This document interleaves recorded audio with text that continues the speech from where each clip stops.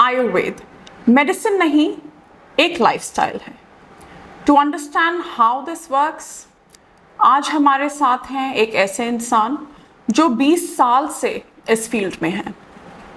उनसे आज हम समझेंगे आयुर्वेद के प्रिंसिपल्स क्या हैं, ये कैसे काम करता है, how effective it is and ये क्यों अभी तक मेन स्ट्रीम मेडिसिन नहीं है।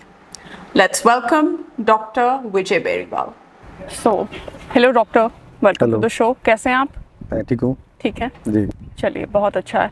अच्छा डॉक्टर साहब, आप हमें बताएं कि आप आयुर्वेदा में कैसे गए, कैसे आपने शुरू किया, सब कुछ अपने बारे में थोड़ा। जी जी माई सेल्फ इज वैद्य विजय बेरीवाल। जी। और आयुर्वेदा में मेरे आने का जो है एक काफ़ी जो है गहरा जो है एक मकसद था, और उसके पीछे भी एक जो है कि कारण था। कारण ये था कि हमारी मदर को जो है अभी कुछ साल पहले जो है कुछ लीवर कैंसर की समस्या थी। अच्छा।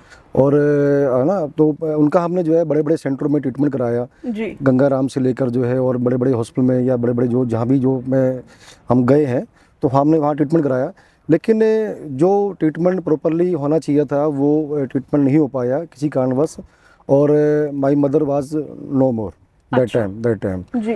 तो तब मुझे समझ में ये आया। बात है डॉक्टर साहब? ये आज से 10 साल पहले की बात है। ये 10 साल पहले हाँ, की। ये तब ना, तक आप अपना आयुर्वेदा में पढ़ाई कर चुके थे या आप करने की नहीं कोशिश? हाँ, उस समय जो है हम स्टार्ट कर रहे थे पढ़ाई इसका जो है ना। अच्छा। मैं विचार में था कि भाई हाँ, कि कहीं ना कहीं हमें उस लाइन की तरफ जाना है एक्चुअली। जी जी। तो उस समय भी थोड़ा ये रियलाइज़ हुआ कि भाई कहीं ना कहीं जो है कुछ ये जो मॉडर्न साइंस है वो उसमें कुछ ना कुछ तो कमी है।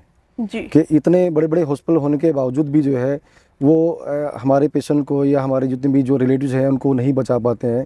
तो दैट्स वाई जो है थोड़ा सा मेरा रुझान जो है आयुर्वेद के प्रति बढ़ा, और हमारे फादर की भी एक बड़ी दिली इच्छा थी कि मेरा बेटा जो है किसी डॉक्टर लाइन से जाए। अच्छा। तो दैट्स वाई आई चूज जो है आयुर्वेदा। अच्छा, आपने आयुर्वेदा चूज किया। या। अच्छा, इस पे एक क्वेश्चन मेरे दिमाग में आ रहा है डॉक्टर साहब, बट मैं उस पे बाद में आऊंगी, पहले हम आयुर्वेदा पे ही बात करते हैं। जी। तो डॉक्टर साहब, आयुर्वेदा एसेंशियली होता क्या है एग्जैक्टली? देखिए, आयुर्वेदा तो कुछ वर्ड में तो अगर मैं समझाना चाहूँ आयुर्वेदा के बारे में जो है तो बहुत कठिन कार्य है, क्योंकि आयुर्वेदा एक बहुत लार्जर जो है एक्सपेक्ट है मेडिकल साइंस का। जी। आप कह सकते हैं कि जितनी भी सारी मेडिकल साइंस है पूरे वर्ल्ड की, आप कह सकते हैं उसका जो मेन जननी है वो आयुर्वेदा ही है एक्चुअली, है ना। अच्छा, ये आप कैसे बोल सकते हैं डॉक्टर साहब? मैं इसलिए बोल सकता हूँ क्योंकि जो हमारे जो मॉडर्न साइंस है, मॉडर्न साइंस के फादर ऑफ जो मेडिसिन कहा जाता है, जिनको हिप्पोक्रेटस जी हैं, उन्होंने भी हमारे तक्षशिला से आके आयुर्वेदा चिकित्सा की क्या नाम में पढ़ाई की थी। अच्छा।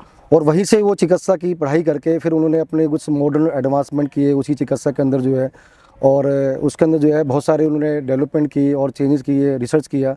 तो दैट्स वाई के आज आप मॉडर्न साइंस इस रूप में आप देखते हैं। अच्छा। और दूसरा रीज़न ये है कि आज से जो है जैसे कि मॉडर्न साइंस केवल 200 सालों की हिस्ट्री है। 200 सालों में डेवलप हुई, रिसर्च हुई, सारा कुछ एडवांसमेंट हुआ उसका। लेकिन आयुर्वेदा तो 5000 साल पुराना है हमारा। बट डॉक्टर साहब, इस पे रिसर्च हुई है, इस पे बहुत सारी हमारे पास बेसिकली क्या कहा जाता है उसको एग्जैक्टली, क्वालिटी कंट्रोल है, स्टैंडर्डाइजेशन है, वो मेडिकल साइंस में है। आयुर्वेदा आप कह रहे हैं 5000 साल पुराना है, तो अभी तक इसकी स्टैंडर्डाइजेशन हुई क्यों नहीं है? देखिए, स्टैंडर्डाइजेशन के ना होने के बहुत से रीज़न हैं। अभी आप जानते हैं कि यमन काल था, मुग़ल काल था, उसके बाद फिर ब्रिटिश आए, है ना। तो इस कालखंड में जो है हमारी जो ज्ञान परंपरा है, या जिसको हमारा जो कहते हैं कि एक पूरी जो विरासत है, हमारी ट्रेडिशनल विरासत है, उसका कहीं ना कहीं जो है इसका लोप हुआ। ओके। है ना, इन कारणों से जो है, तो जो रिसर्च जो है उस जमाने में होनी चाहिए थी। ब्रिटिश काल ने, जाहिर सी बात है, ब्रिटिश कालों ने आयुर्वेद को नहीं बढ़ाया। जी। है ना, हमारे जो धर्म संस्कृति को वो नहीं बढ़ाया उन्होंने जो है। जी। तो वो 1000 साल का जो कालखंड था उसमें कहीं ना कहीं वो लैप्स रह गया। जी। वो लैप्स रह गया, जिसके कारण से जो आयुर्वेदा में रिसर्च होनी चाहिए थी वो नहीं हो पाई। ओके, ठीक है, ठीक कह रहे हैं आप। और डॉक्टर साहब, आप ये बताएं कि पर आयुर्वेदा बेसिकली आपके इसके अंदर ये काम कैसे करता है एग्जैक्टली? देखिए, आयुर्वेदा के जो है ये एक तरह से जो है आप कह सकते हैं इसको स्पिरिचुअल और होलिस्टिक और जो है फिजिकल, एक तरह का कंप्लीट साइंस है। ओके। और कुछ शाश्वत नियम है जो कि पूरे जो सृष्टि को बनाने में शाश्वत नियम कुछ बने होते हैं। जैसे जानते हैं कुछ नियम सदा से आ रहे हैं, सदा से चले आ रहे हैं, कभी ख़त्म नहीं होते। जैसे कि आप कह सकते हैं पंच महाभूत सिद्धांत। जी। हमें पता है पूरी सृष्टि का निर्माण जो है पंच महाभूतों से हुआ है। जी। है ना, एवरीवन नोज इट, है ना। जी तो वो उन जो बेसिक जो शाश्वत नियम है एक्चुअली, तो उन्हीं शाश्वत नियम के आधार पे ही जो हमारे फंडामेंटल प्रिंसिपल बने हैं आयुर्वेदा के, उन्हीं नियम के आधार पे बने हुए हैं। जी जैसे मैं छोटे से आपको एग्जांपल दे देता हूँ आपको, पंच महाभूत मैंने बताया जी आपको। जी, आप इनको थोड़ा सा एक्सप्लेन कर सकते हैं? यस बिल्कुल, जो है उसमें क्या है, जैसे त्रिदोष सिद्धांत है ना। मूल रूप से तो हमारे जो सुश्रुत आचार्य जी थे, वो पंच महाभूत का जो है, पंच महाभूतों का उन्होंने जो है एक तरह से बहुत विस्तार से जो है आयुर्वेद में वर्णन किया उसका, जी। कि कैसे हम पंच महाभूत चिकित्सा कर सकते हैं, कैसे पंच महाभूतों के माध्यम पंच से। महाभूत जो आप कह रहे हैं वो एग्जैक्टली है क्या? जी, पंच महाभूता है जैसे कि आकाश तत्व हो गया, जी आकाश, वायु, जी। अग्नि और जल और पृथ्वी, जी ये 5 जो है तत्व हैं जिनसे कि पूरी सृष्टि का निर्माण हुआ है। जी जैसे कि मॉडर्न साइंस कहती है कि अभी शायद 105 या 106 एलिमेंट्स है, और जितने भी मैटर जो बना हुआ है वो सब इन्हीं एलिमेंट से बना 5 हुआ है, एलिमेंट्स से बना है ना, हुआ है इन्हीं से basically, बना हुआ हाँ है। जी, मेन। लेकिन नहीं, मॉडर्न साइंस कहता है कि वो क्या नाम 105 एलिमेंट से बना हुआ है, जी जो कि आयरन वायरन ये मैग्नीज वगैरह ओके, होते हैं। ओके। लेकिन आयुर्वेदा हमारा जो कहता है एसेंशियली 5 से बना इसेंशियली हुआ है। 5, जी जी इसेंशियली 5 तत्व है हमारे जी बेसिकली, जी है ना। जी तो इसी से जो है निकला हुआ हमारा त्रिदोष सिद्धांत है, जी। वो भी जो है हमारा त्रिदोष सिद्धांत भी पंचमहाभूतों से बना हुआ है। क्या होता है त्रिदोष सिद्धांत? त्रिदोष होता है हमारा जो मूल सिद्धांत है आयुर्वेद का, वो है त्रिदोष सिद्धांत, जैसे जी। कि वात, पित्त और कफ, जी, है ना। आप एक एक करके इसको थोड़ा एक्सप्लेन कीजिए। राइट, देखिए पहला जो है वात होता है इसमें, अगर मैं इसको पंच महाभूत से थोड़ा कोरिलेट करूं, तो हमारा जो वात होता है वो आकाश तत्व और वायु तत्व से बना होता है एक्चुअली। अच्छा, इन दोनों की कॉम्बिनेशन से वात तत्व हमारा जो है वो दोष बना हुआ है ना? ओके।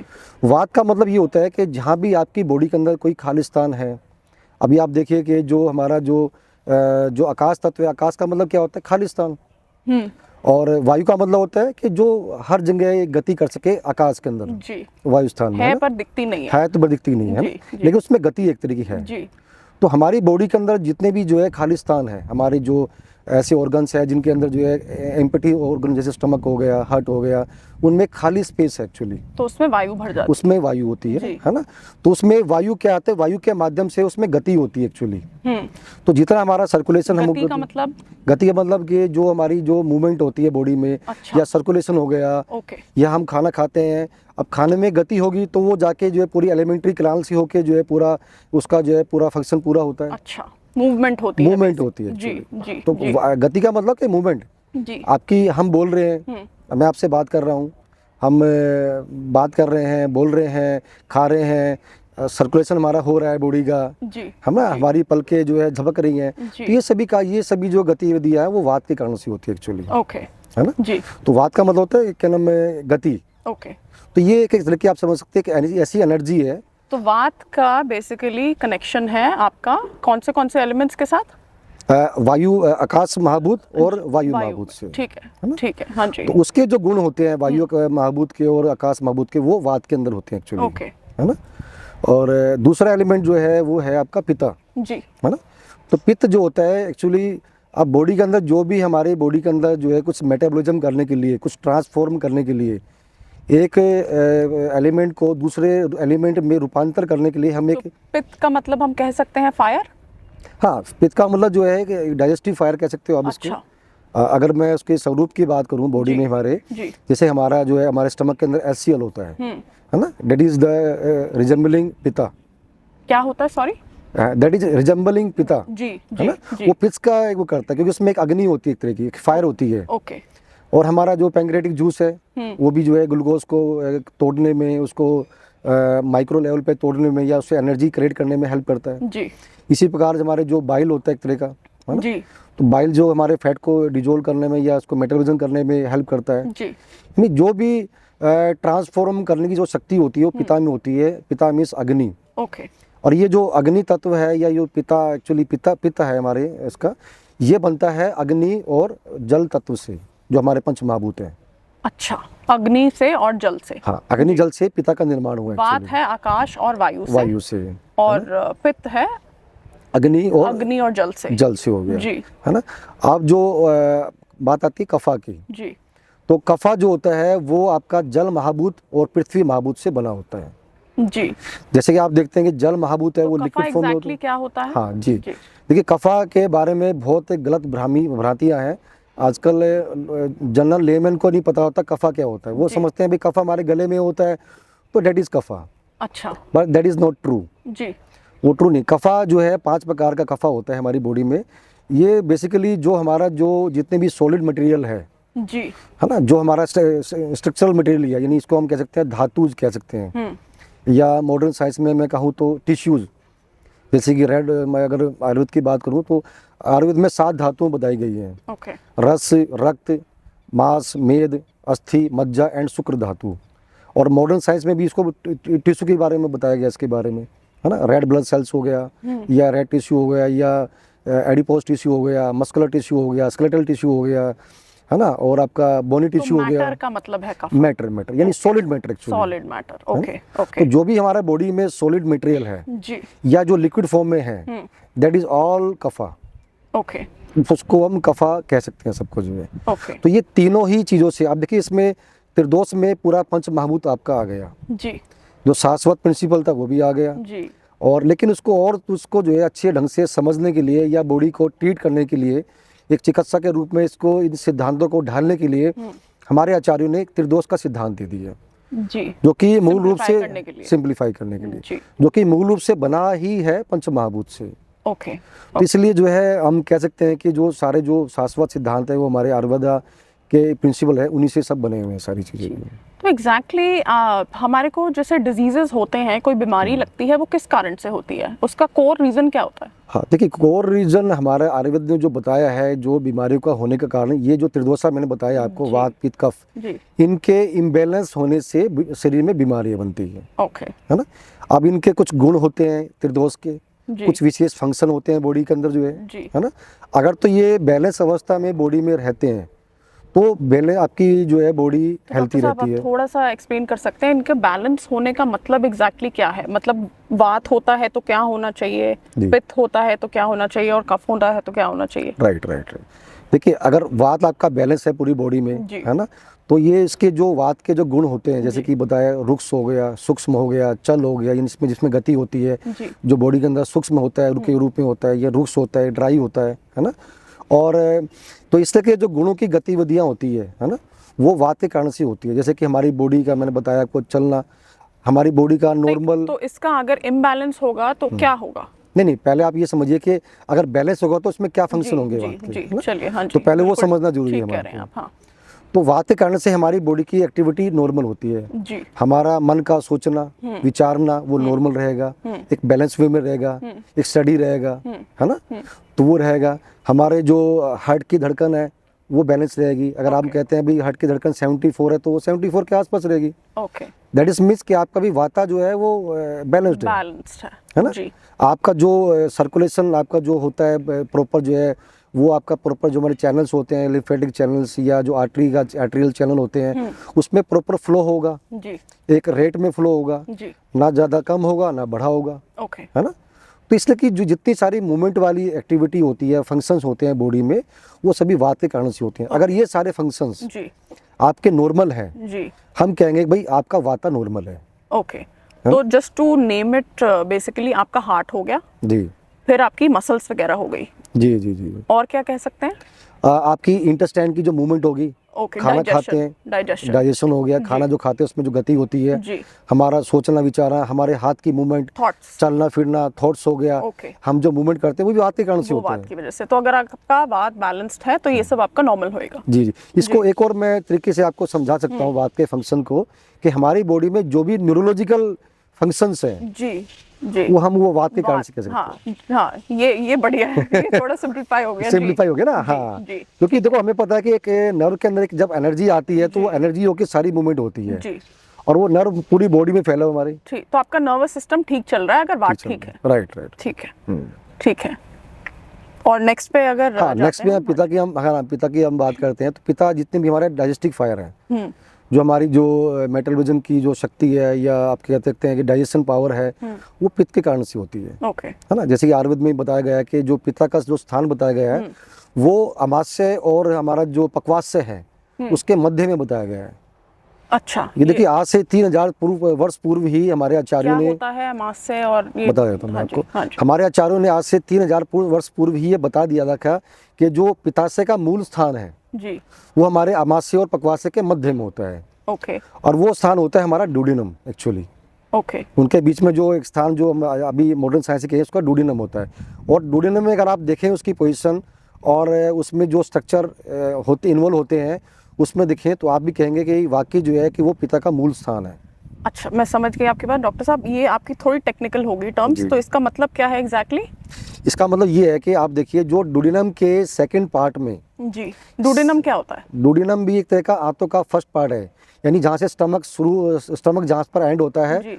और जहाँ से आपकी जो है स्मॉल इंटेस्टाइन शुरू होती है, उसके बीच का जो एरिया है उसको हम डुोडेनम कहते हैं। ओके है ओके ना? ओके एक तरह की ये भी आंतरी है, इंटेस्टाइन कह सकते हैं उसको आप जो है। ओके लेकिन अगर हम इसमें देखते हैं जो डुोडेनम में एक्चुअली आपका जो बाइल होता है, बाइल आप समझते होंगे, गाल ब्लैडर जो होता है, जी जी बाइल जूस है वो क्या नाम डुोडेनम के थर्ड पार्ट में रिलीज करता है अपना बाइल सारा। अच्छा है ओके ना? आपका पैंक्रियाटिक जूस है वो भी अपना सारा जो है जो इंसुलिन जो निकालता है वो भी आपका जो है डुोडेनम के थर्ड पार्ट में रिलीज होता है। जी। इसी प्रकार जो लीवर के जितने एंजाइम्स है वो भी वहीं रिलीज होते हैं, ओके, तो वो बीच के एरिया में। बीच के एरिया में। ओके तो आप देखिए वो कितना आचार्यों ने कितना सुंदर वर्णन उस समय किया था जब कोई अल्ट्रासाउंड नहीं था, सीटी स्कैन नहीं था, एमआरआई नहीं किया था। तो उन्होंने बता दिया भाई आपका पित्त का मूल स्थान जो है वो अमाशय और पक्वाशय के मध्य में है। ओके है ना? ओके, हाँ जी तो वहाँ पर सारा डाइजेस्टिव फूड जो है आके इकट्ठा होता है। जी जो भी हम खाना खाते हैं तो उसमें क्या है, म्यूकस और एल्सियम मिलने के बाद में जब वो फूड जो है काइल के रूप में, काइल मिल्क की लिक्विड, जब हमारा लिक्विड रस बन जाता है खाने का, जब वो वहाँ पर डुोडेनम में आता है तो डुोडेनम में वो आने से क्या है कि सारे जो रस उसमें मिल जाते हैं। ओके, दैट्स फर्दर जो है वो रस मिल करके उसके जो और फर्दर जो है उसका एनहांस डी इंटीग्रेशन करते हैं उसको माइक्रो लेवल तक लेके जाके और उसमें से न्यूट्रिएंट्स जो होते हैं उनको पूरी बॉडी तक रिलीज कर देते हैं और वही सूक्ष्म रूप में न्यूट्रिएंट्स जो है पूरी बॉडी में फैल जाते हैं और हर पार्ट जो है able to reabsorb then nutrients. जी जी जी तो वो पिता का काम होता है एक्चुअली, मूल जो है ओके कि आपको सॉलिड पार्ट को उसने वो सूक्ष्म रूप में उसको क्या नाम ट्रांसफॉर्म कर दिया ओके कि जिस कारण से जो है पूरी बॉडी उस न्यूट्रिशन को ग्रहण कर पाए। जी तो ये पिता का मूल कारण है। ओके, तो अब इसके इम्बैलेंस से क्या होगा? देखो इसके इम्बैलेंस से अगर पिता कम है तो भी दिक्कत होगी, ज़्यादा है तो भी दिक्कत होगी। ओके अगर आपकी अग्नि, इसको हम मूल रूप से अग्नि भी कह सकते हैं हम, और अग्नि अगर आपकी कम है, मंद है अग्नि आपकी ना, तो उससे भोजन का ठीक से पाचन नहीं होगा। है ना? आपकी कॉन्स्टिपेशन हो जाएगा, अजीर्ण हो जाएगा, इसको इंडाइजेशन कहते हैं। जी आपने खाना खाया वो हजम नहीं होगा ठीक से आपका जो है ना? तो इंडाइजेशन की समस्या, कॉन्स्टिपेशन, अजीर्ण वगैरह की समस्या ये हो जाएगी। अगर ये पिता या अग्नि बढ़ जाती है तो क्या होगा, आपकी हाइपर एसिडिटी आप लोग बोलते हैं, है ना? ओके हाइपर एसिडिटी हो जाएगी आपको Okay. और एसिड ज़्यादा बन जाएगा, है ना? और गर्ड की समस्या हो जाएगी, यानी गैस्ट्रो जो अच्छा, acid reflux acid basically reflex इसके बढ़ने से होता इसके है? बढ़ने से होता है। ओके जब पिता बढ़ जाता है तो एसिड रिफ्लेक्स होता है, तो फिर वो एक्स्ट्रा जो है माउथ के माध्यम से बाहर निकलने का प्रयास करता है ना? जी जी तो वो होता है। या शरीर में, बॉडी में आपकी गर्मी ज़्यादा महसूस होगी, आपको पसीना ज़्यादा आएगा आपको, है ना? यानी जो फायर के बढ़ने से जो सिम्टम आप बॉडी में महसूस कर सकते हो वो सारे सिम्टम आपको बॉडी में आपको महसूस होंगे। गुस्सा ज़्यादा होना, गर्मी का हीटअप हो जाना, पसीना ज़्यादा आना, है ना? आपकी डाइजेस्टिव फूड बढ़ जाना, है ना? लेकिन क्योंकि आपकी अग्नि विषम हो गई है तो डाइजेशन प्रॉपर नहीं होगा, लेकिन आपको बार बार भूख लगेगी, अच्छा, है ना? लेकिन कम आपका होने से भी भूख लगती है? नहीं, ज़्यादा होने से, जी ज़्यादा की मैं बात कर रहा हूँ जी एक्चुअली। जी जी तो वो बने, लेकिन डाइजेशन प्रॉपर नहीं होगा उसमें आपको जो है ना? तो ये सारी चीज़ें आपको जो है वो आपको देखने में मिलेगी सारी चीज़ें। जी बिल्कुल। और नेक्स्ट पे चलते हाँ, हैं। कफा की बात आती है तो कफा में क्या होता है, अब अब हम देखते हैं कि हमारी बॉडी एक ढांचा बना हुआ है। अब वो ढांचा किसका बना हुआ है? तो जैसे कि एक आम भाषा में हम कह देते हैं भाई कि भगवान ने मिट्टी और पानी से मिलकर ये हमारा शरीर बनाया है। तो मिट्टी और जो पानी एक्चुअली पृथ्वी और जल है उससे ही एक्चुअली हमारा बॉडी का ढांचा बना हुआ है ये। जी हमारी बॉडी की हड्डियाँ जितनी बनी हुई है, मांसपेशियाँ हो गया, जी हमारे जो टिश्यू जितने भी हैं सारे, हमारी स्किन हो गई हमारी, है ना? ये हमारे जो ऑर्गन्स बने हुए हैं एक्चुअली वो भी मूल रूप से अगर आप देखें तो वो पृथ्वी और जल तत्व से ही बने हुए हैं, ओके है ना? वात और पित्त उसमें फंक्शन करते हैं उसके अंदर जाके, जी है ना? जी तो हमारी बॉडी का जो स्ट्रक्चरल फॉर्मेशन है वो हमारी कफा से बना हुआ है। जी जी ये हमारी बॉडी को स्टेबिलिटी देता है, जी धारण करता है, देह की शेप देता है हमारी बॉडी को, है ना? एक आकार देता है।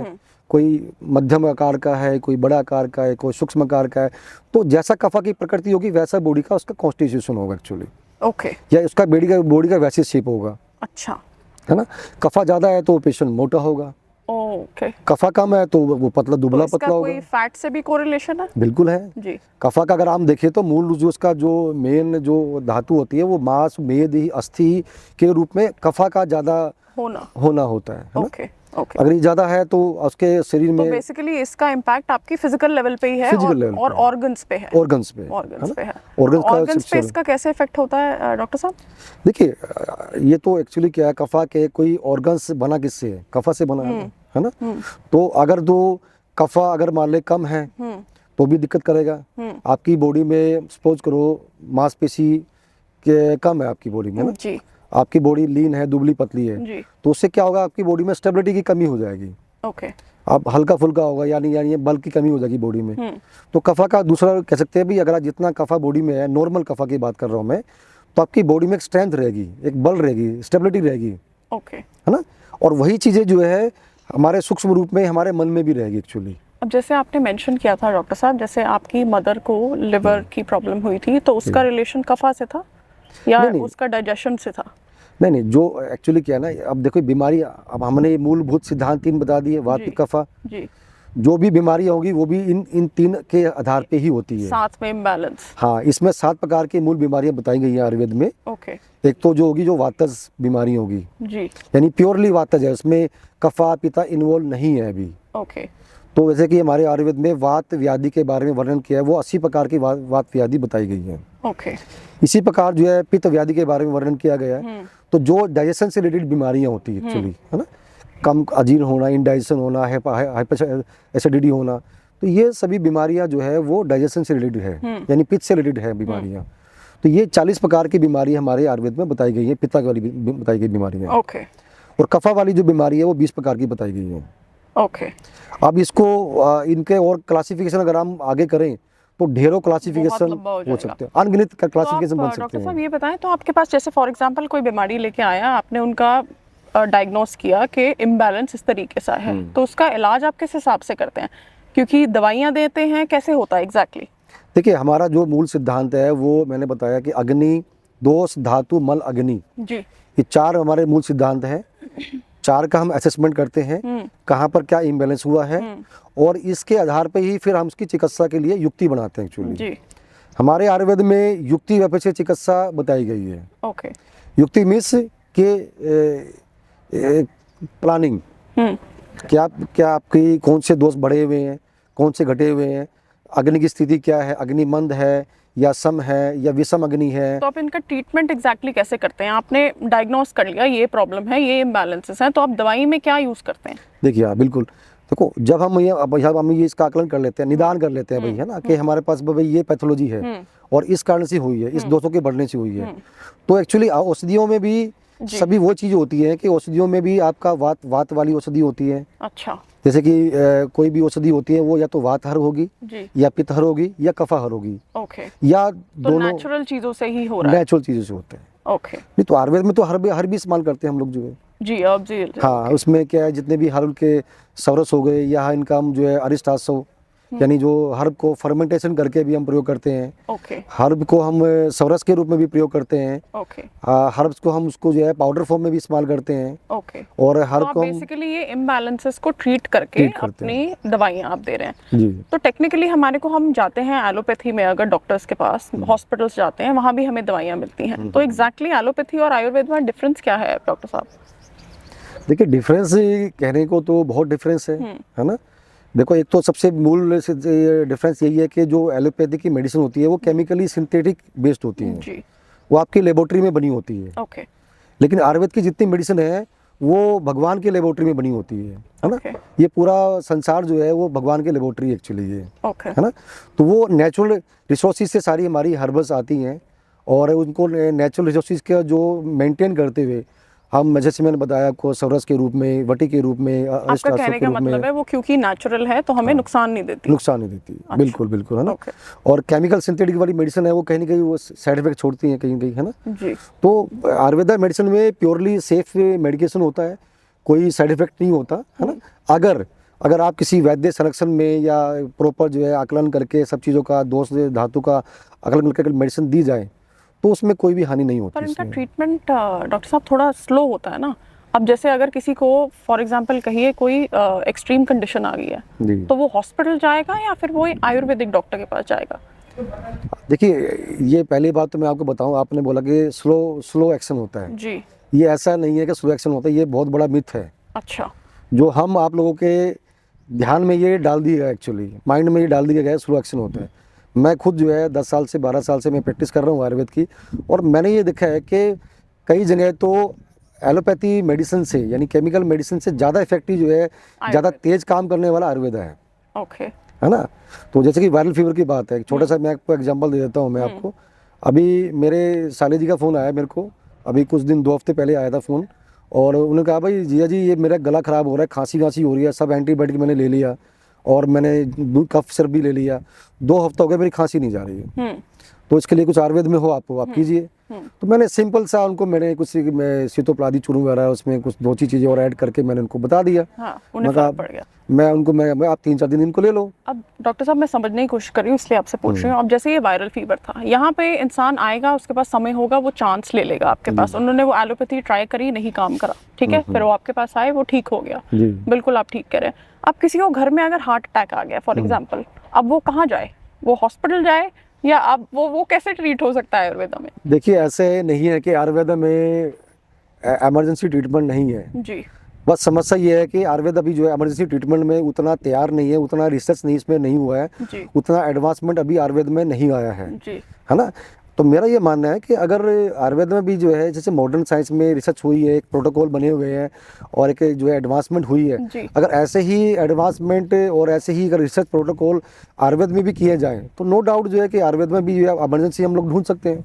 जी। अभी फिलहाल के लिए जो है हम ये कह सकते हैं कि आप बिल्कुल ठीक कह रहे हैं कि कोई इमरजेंसी आती है तो उसके लिए तो हम एलोपैथी ही प्रेफर करते हैं। जी। तो हम लोग भी कहते हैं भैया चलो ठीक, कोई इमरजेंसी है, हार्ट अटैक है, तो आप प्रेफरली जो है आप एलोपैथी सिस्टम में जाइए। जी। तो हम लोग भी इनको ऐसा बोलते हैं, लेकिन इसका मतलब ये नहीं है कि आयुर्वेद में इमरजेंसी मैनेजमेंट या ट्रीटमेंट नहीं है। ओके। केवल उस पर शोध करने की आवश्यकता है, उस पर रिसर्च करने की आवश्यकता है और उस पर आगे जो एडवांसमेंट की आवश्यकता है। तो ये कैसे इंटीग्रेट करा जा सकता है डॉक्टर साहब आपके हिसाब से?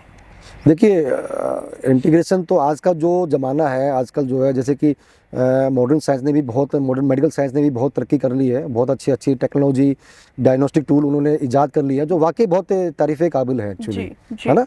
तो उनका तो हमें जहाँ पर संभव हो हमें प्रयोग करना चाहिए। और मैं कहूँ अगर सर्जरी के क्षेत्र में भी जो है उन्होंने बहुत एडवांसमेंट कर ली है, और जिस तरह से उन्होंने जो है एक मॉडर्न रिसर्च प्रोटोकॉल उन्होंने तैयार किए हैं, वैसे प्रोटोकॉल हमारे आयुर्वेद में नहीं बन पाए हैं जी, है ना। तो वैसे ही प्रोटोकॉल आयुर्वेद में भी अगर बन जाए तो जितने भी जो लाइफस्टाइल की बीमारियां हैं एक्चुअली वो बहुत बेहतर तरीके से आयुर्वेद से ट्रीट हो सकती है जी। जी। और जितने भी मॉडर्न जो मेडिकल इमरजेंसी होती है तो we can treat with modern medicine also. तो इस तरह से हम जो है देखा जाए तो आपस में तो बेसिकली लाइफस्टाइल इंप्रूव करने के लिए आप on a very core level Ayurveda use कर सकते हैं और एज एडवांसमेंट हैपेंस आप फिर बाकी इमरजेंसीज की तरफ जा सकते हैं या मेडिकल साइंसेस पे भी जाना पड़ेगा अभी के लिए। तो डॉक्टर साहब जी नहीं, you can take you example of China जी, है ना। चाइना में क्या सिस्टम बना हुआ है, चाइना में ये मेडिकल सिस्टम ये है, कोई भी आता है तो प्राइमरी जो ट्रीटमेंट लेता है पेशेंट तो वहाँ वो ट्रेडिशनल मेडिसिन से लेता है, नॉट क्या नाम मॉडर्न साइंस से। ओके। वहाँ जितने भी सारा बेसिकली नॉर्मल लाइफ जीने के लिए, अपना हेल्दी लाइफस्टाइल के लिए आप आयुर्वेदा कर सकते हैं अभी। और जब तक एडवांसमेंट नहीं होती है तो इमरजेंसीज के लिए आपको हॉस्पिटल जाना ही पड़ेगा। जी नहीं, उसमें मैं ये आपको एक बात ये कहना चाहता हूँ कि अगर आप प्राइमरली किसी भी बीमारी का ट्रीटमेंट अगर आप आयुर्वेद से करते हो ना तो आपको इमरजेंसी तक जाने की आवश्यकता ही नहीं पड़ेगी, ना ही तो आपको रोग होगा, ना आपको मेडिकल कोई इमरजेंसी की आवश्यकता पड़ेगी, है ना। क्योंकि आपका लाइफस्टाइल मॉडिफिकेशन कर दिया जाएगा, आपके जो आपकी प्रकृति हिसाब से जो डाइट प्लान है वो आपको लेवल पे ठीक हो गए तो फिर आगे प्रॉब्लम नहीं आएगी। बिल्कुल। तो वो कहते हैं ना कि prevention is better than the cure. Absolutely हाँ जी। अच्छा डॉक्टर साहब आप ये बताएं, आप बेसिक डाइट अगर किसी को हेल्दी रहने के लिए, जैसे हमने बात करी है कोर लेवल पे ठीक करने के लिए, तो बेसिक डाइट ये 3 अपने जो आपने बताए हैं दोषाज, इनको बैलेंस करने के लिए बेसिक अच्छी डाइट जिनसे बेसिकली सबका फायदा हो, अगर आप बताएंगे तो बहुत अच्छा रहेगा। जी देखो ऐसे आयुर्वेद में क्या होता है, डाइट भी हमारी औषधि भी और डाइट भी पर्सनलाइज्ड एक्चुअली जी, आपकी प्रकृति क्या है, आपकी अग्नि कैसे है, जी। उसके हिसाब से आपका डाइट प्लान होता है एक्चुअली, जी, है ना। जी। जैसे कि मैं बताता हूँ, अगर आप कफा प्रकृति के व्यक्ति यहाँ पे हैं, है ना, तो कफा प्रकृति वाले मरीज को कफा वाले आहार का सेवन कम मात्रा में करना चाहिए। जी डॉक्टर साहब, ये तो पर्सनलाइज वे में हमें लेना पड़ेगा, जी। थोड़ा सा जनरलाइज करके कि जी, जी। अगर आपके पास कोई नहीं पहुंचा है अभी के लिए, तो जी, अगर जी। किसी को फॉलो करना है जनरल हेल्दी लाइफस्टाइल जी, के जी, लिए, जी। तो वो क्या कर सकते हैं? क्या उन्हें अवॉइड करना चाहिए, क्या उन्हें ज़्यादा यूज़ करना चाहिए? देखिए, आजकल की जो लाइफस्टाइल है बहुत सेडेंटरी लाइफस्टाइल है, और जी। उसमें बहुत सी ऐसी चीज़ों का हम लोग सेवन कर लेते हैं जो हमें आयुर्वेद के दृष्टिकोण से नहीं करना चाहिए। जैसे कि मेरा मानना है कि चाय हो गया, कॉफ़ी हो गया, जी। कोल्ड ड्रिंक हो चाय गया। कॉफ़ी मैंने बहुत लोगों से सुना है, ये क्या कहा आपने, कोल्ड ड्रिंक्स। कोल्ड ड्रिंक्स तो आप कह रहे हैं उसमें शुगर होता है, केमिकली प्रिपेयर्ड है, आई अंडरस्टैंड। चाय कॉफ़ी का एग्जैक्टली डॉक्टर साहब रीज़न क्या होता है? क्योंकि मैं खुद भी बहुत कॉफ़ी पीती हूँ, इसलिए मैं समझना चाह रही हूँ। जी। देखिए, ये एक तरह का जो हमारा जो मानना है कि एक तरह का एडिक्शन है एक्चुअली, है ना। जी। और इसमें कुछ ना कुछ अगर आप देखते हैं, अगर आपने तो स्टडी करी है थोड़ा सा जो है, तो चाय कॉफ़ी में करीब 16 से 18 प्रकार के टॉक्सिन पाए जाते हैं, ओके। है ना, जो कि हो सकता है कि इनिशियल लेवल पे आपको बॉडी पे हार्म ना करे, ओके। लेकिन लॉन्ग टर्म के लिए ये बॉडी के लिए हार्मफुल होते हैं। जी। और कहीं ना कहीं ये आपकी बॉडी के जो है खासकर वात और पित्त को भी इम्बेलेंस करने में बहुत इनका योगदान है। अच्छा। एज ए प्रैक्टिशनर मैंने ये देखा है अपनी प्रैक्टिस के अंदर जो है कि जो पेशेंट या जो व्यक्ति चाय कॉफ़ी का बहुत ज़्यादा सेवन करता है, तो वो एक समय के बाद में जो है ना, उनका ये वाता और पित्त जो है इम्बेलेंस होने लगता है। अच्छा। और उस कारण से जो है चाहे तो वो पित्त वाले रोग होने की संभावना बढ़ जाती है, ओके। या फिर वात वाली की समस्या बढ़ जाती है ना। ओके। तो हमारे आयुर्वेद में तो इसको तामसिक आहार के रूप में लिया गया एक्चुअली, ओके। है ना। ओके। तो इसलिए तो मैं अभी जितने भी सारे जो भी लोग सुनने वाले हैं उनको मैं ये कहना चाहूँगा कि मैं खुद चाय नहीं लेता, मुझे 10 साल हो गया कि मैं 10 साल से चाय का सेवन बिल्कुल नहीं करता हूँ, और मुझे कभी ऐसा महसूस नहीं कि मुझे चाय या कॉफ़ी लेना ही चाहिए मेरे को, है ना। तो इस तरह के जो तामसिक आहार जो हमारा वर्णन किया गया है, उनका प्रयोग हमें कम मात्रा में करना चाहिए एक्चुअली, है ना। ओके। हाँ, और जितनी हेल्थी सात्विक भोजन का आहार जो है बताया गया है, जी। फ्रूट्स वगैरह हो गया, जी। या सैलड हो गया, जी। है ना, दूध हो गया, दूध से बनी चीज़ें हो गया, घी हो गया, जी। या सिंपल चीज़ें जो आप घरों में जो से आपको जो बेसिक हमारे घर में आहार बनता है ना। आजकल हम देखते हैं कि बहुत तरह तरह के व्यंजन्स बन गए हैं, उनमें बहुत ज़्यादा स्पाइसी वगैरह करके या बहुत ज़्यादा इसमें मसाले डाल करके प्रयोग करते हैं। बेसिकली बेसिक सात्विक सिंपल सिंपल खाना होना चाहिए। जी। और आजकल तो जैसे कि मिलेट्स का बहुत ज़्यादा आ गया, जी। जी। है ना। तो मिलेट्स का एक बहुत अच्छा, ये तो हमारे ट्रेडिशनल में था मिलेट्स, तो हम लोगों ने खाना छोड़ दिया, अब हम लोग गेहूं पे या और चीज़ों पे आ गए, मैदा पे आ गए हैं। तो मैदे का कम सेवन करना चाहिए, गेहूं का भी कम सेवन करना चाहिए। तो जितने भी है मिलेट्स बेस्ड जो है फूड है, आप वो लीजिए। आप जो है जितने भी अपनी प्रकृति के हिसाब से वो लीजिए, ऋतु के हिसाब से भी। फल फ्रूट सीजनल ले लीजिए, सीजनल फल। हाँ, और आप कह रहे हैं चाय कॉफी और कोल्ड ड्रिंक्स हमें अवॉइड कर देनी चाहिए। उसकी जगह हमें क्या लेना चाहिए फिर? देखिए, इसके का बहुत सारे ऑप्शन आपको मिल जाते हैं। जूसेस के अलावा, जूसेस भी कहते हैं डॉक्टर साहब कि इसमें शुगर बहुत होती है। नहीं। देखिए, जो प्रकृति के अनुसार जो बना हुआ है जूसी जो है, शुगर उसमें आप ऐसे तो आप कह सकते हैं कोल्ड ड्रिंक में बहुत शुगर होती है, चाय कॉफी में लोग भर भर के शुगर पीते हैं। एब्सोल्युटली, बिल्कुल पीते हैं ना। जी। तो जो उसमें जो शुगर होती है वो एक्चुअली फ्रुक्टोज होती है, वो that is not glucose, natural sugar होती है। नहीं, मेरा मतलब है फल को कहते हैं ना ऐसे ही खाओ, उसका जूस मत निकाल के खाओ। नहीं, you can take both way, आपको जो, हाँ, लेकिन उसमें है अगर आप वैसे ही लेते हैं तो आपको फाइबर भी मिल जाता है ऐड ऑन। हाँ, वो तो है। बस यही बेनिफिट है। अगर आप जूस लेना चाहो जूस भी ले सकते हो। जी। तो मेरी समझ से तो जूस ही लेने में कोई हाल ही नहीं है। लेकिन उसको एज पर प्रोटोकॉल या जो एक सिद्धांत है उसके साथ में अगर लिया जाए तो आप खाली पेट जूसेस का सुबह मॉर्निंग में सेवन कर सकते हो एज ए ब्रेकफास्ट, ओके, है ना। उसके बाद फिर अभी 2 घंटे में आपको लगे उसके बाद आप ब्रेकफास्ट वगैरह जो भी हल्का ब्रेकफास्ट कर लें। फिर लंच में अपना जो भी रोटी सब्जी या बटर मिल्क हो गया। में अगर हमने जूस ले लिया सुबह, तो हल्के ब्रेकफास्ट में हमें क्या लेना चाहिए आइडियली?